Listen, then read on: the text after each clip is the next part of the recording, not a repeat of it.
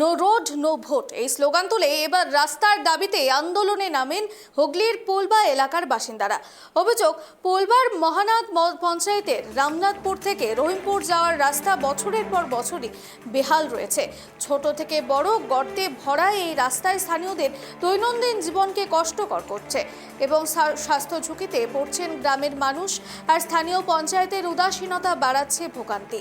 শরীর খারাপ হলে অনেক দূর পর্যন্ত কোলে বা কাঁধে বহন করতে হয়, তারপরেই অ্যাম্বুলেন্সে তোলা সম্ভব হয়। বারবার পঞ্চায়েতকে জানালেও এখনো কোনো পদক্ষেপ নেওয়া হয়নি বলেই অভিযোগ, যার প্রেক্ষিতে এই আন্দোলন বলে জানিয়েছেন স্থানীয় বাসিন্দারা।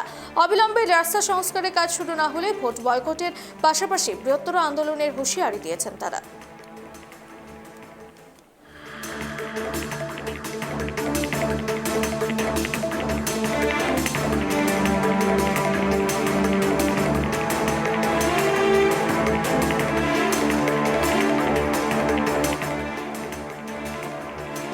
আপনারা দেখছেন নো রোড নো ভোট, অর্থাৎ রাস্তা ঠিক না হলে এবার কোনো ভোট নয়, এমনই স্লোগান তুলে রাস্তার যে বাসিন্দারা অর্থাৎ পার্শ্ববর্তী এলাকার যে বাসিন্দারা রয়েছে তারা আন্দোলনে সামিল হয়েছে। আপনাদেরকে জানাবো এই বিষয়ে আরো বিস্তারিত। এই মুহূর্তে আমাদের সঙ্গে টেলিফোন লাইনে যুক্ত হয়েছে আমাদের প্রতিনিধি অমল। হুগলির বাসিন্দারা সেখানে বেহাল রাস্তার জন্য ক্ষুব্ধ হয়েছে এবং তারা স্লোগান তুলছে নো রোড নো ভোট। ঠিক আরো কি দাবি জানাচ্ছে তারা? তোমাকে প্রথমে জানিয়ে রাখি, এই নো রোড নো ভোট এই স্লোগান কিন্তু আজকের নয়। এই রাস্তার যে যন্ত্রণা, যে জল যন্ত্রণা, সেই যন্ত্রণা কিন্তু 20 থেকে 25 বছরে এমনই দাবি জানাচ্ছে কিন্তু এলাকা সূত্রে। ঘটনাটি হচ্ছে হুগলির পোলবার মহানাদ পঞ্চায়েত এলাকার রামনাথপুর থেকে যে রহিমপুর যাওয়ার রাস্তা, সে বিস্তর রাস্তাতেই কিন্তু বিভিন্ন জায়গায় গর্ত।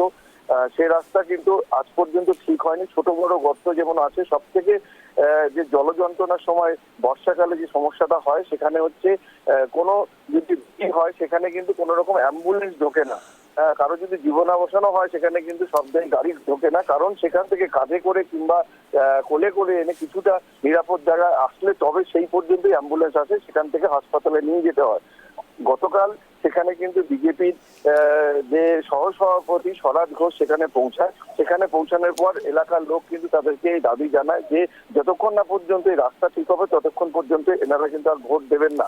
সেই রাস্তা তারা পর্যবেক্ষণ করেন, এমনকি এলাকাবাসীদের কথা দেন যদি তৃণমূল গভর্নমেন্ট এই রাস্তা ঠিক না করে বিজেপি কর্মীরা রাস্তায় নেমে কোদাল ঝুড়ি নিয়ে তারা কিন্তু এই রাস্তা মেরামত করবেন। উল্টো দিকে কিন্তু তৃণমূল সূত্রে যে খবর যে বিজেপি সহসভাপতি এখানে কিছুই জানেন না, কোথায় রাস্তা কোথায় ম্যাপ কিছুই তাদের জানা নেই, তারা শুধু ডায়লগবাজি করছেন। কারণ এই রাস্তা ইতিমধ্যেই স্যাংশন হয়ে গেছে, কারণ এই রাস্তায় যে দুয়ারে সরকার সেখানে কিন্তু এই রাস্তার কথা বলা হয়েছিল, সেখানে তারা জমা দিয়েছে নথি, সেখানে কিন্তু তাদের রাস্তা স্যাংশন হয়ে গেছে। শুধু সময়ের অপেক্ষা কবে এই রাস্তা হবে। কিন্তু সাধারণ মানুষের ধন্যবাদ অমল। যে খবরের দিকে আমরা নজর রাখছিলাম হুগলিতে, সেখানে এলাকায় সাধারণ মানুষ উত্তেজিত হয়েছে। তারা দাবি জানাচ্ছে স্লোগান তুলে নো রোড নো ভোট, অর্থাৎ রাস্তা মেরামত না হলে তারা ভোট বয়কট করবে। রাস্তাটার জন্যই আমরা বলছি, মানে রাস্তাটা জিসে হয়, মানে ভোটের আগে যেন রাস্তাটা কমপ্লিট হয়ে যায়। আমরা নালে ভোট দিতে যাব না, কোনো পার্টিকেই ভোট দেবো না, এইটুকুনই আমরা চাই, আর কিছু চাই না। কবে থেকে রাস্তা এরকম হাল আছে? আরে 15-20 বছর থেকে এই রাস্তায় আমরা হাঁটাচলা করছি, মানে এই রাস্তায় সব কিছু।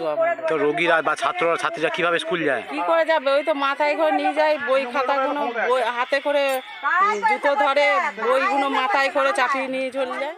উন্নয়নের কাণ্ডারি যখন মমতা ব্যানার্জি, তো মমতা ব্যানার্জির আমলে এইরকম রাস্তার অবস্থা, যেখানে শিডিউল কাস্ট শিডিউল টাইপ লোকেরা বসবাস করেন তাদের কাছে হাঁটার মতো রাস্তা নেই। যদি একটা রোগী কেউ একটা অসুস্থ হয়ে পড়েন, সেখানে না অ্যাম্বুলেন্স ঢুকবে না কোনো কিছু গাড়ি ঢুকবে। তাই তারা এমনভাবে ওই রাস্তার জন্য আজকে তারা বলতে চাইছে রাস্তা যতক্ষণ না হচ্ছে আমরা এলাকায় কাউকে কোনো কিছু রাজনৈতিক দলকে ভোট দেব না।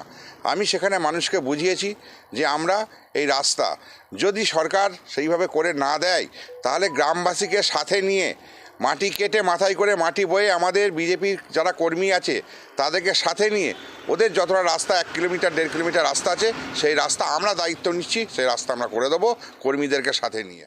রাস্তাটা হচ্ছে 23 নম্বর পিডব্লিউডি গোডাউন থেকে 39 নম্বর বাস রুট রামনাথপুর পর্যন্ত, যেটা আমরা ইতিমধ্যেই বিভিন্ন দপ্তরে জমা করেছি এবং রাস্তাটা স্যাংশন হয়ে গেছে। যেহেতু রাস্তাটা পিচের রাস্তা, তাই রাস্তাটা তৈরি হতে তো সময় লাগবে। ওখানে গার্ডওয়াল আছে, ওখানে বড় ফিলিং আছে, এটা করতে একটা সময় লাগবে। আর যেহেতু পিচের রাস্তা, খরচা অনেকটাই, তাই হয়তো কিছু সময় লাগছে, কিন্তু রাস্তাটা খুব তাড়াতাড়ি শুরু হবে। যিনি বলেছেন তিনি এলাকায় আসেন না, ভোট বলে এসেছেন।